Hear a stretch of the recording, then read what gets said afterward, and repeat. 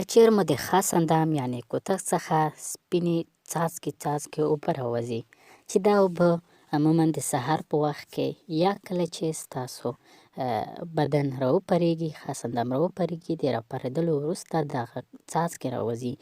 تاسو لیدلې نه وي او خپلې جامې ووینئ چې په جامو باندې سپین داغ وي یا په جامو باندې داغ وي، نو تاسو پوه شئ چې زما څخه بیا هم د خاص اندام څخه د څاڅکي راوتلي دي. د دې لاملونه او د مخنیوي لپاره یوه ګټوره طریقه تاسو ته ښیم.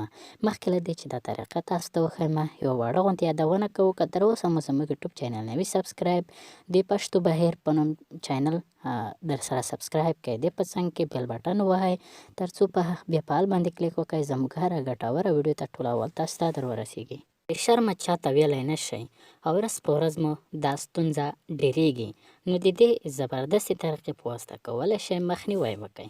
دوستانو، د کوتک څخه د قطرې یا د څاڅکو راوتل ډېر لاملونه لري. یو لامل هم دا کیدای شي چې که چیرې ډېر کوروالی کوئ یا په لاس سره ځانونه خلاصوئ، کار ترسره کوئ، دې په واسطه هم دغه څاڅکي زیات راوځي.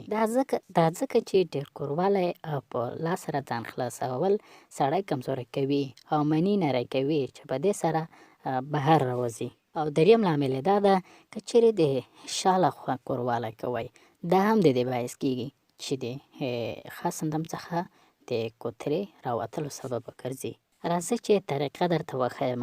یوه کشو غشات او 5 دانې د زعفران، 3 دانې وچ خرما او 1 ګیلاس شیدې.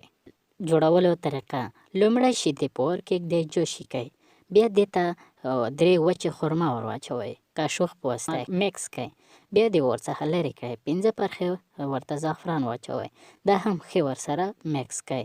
د دې نه وروسته شیدې یخې کړئ، بیا یوه کاشوغه ورسره شات یا عسل چې ځینې خلک ورته ګبین وایي دا هم ور واچوئ، ټول ښه میکس کړئ او مخلوط یې کړئ.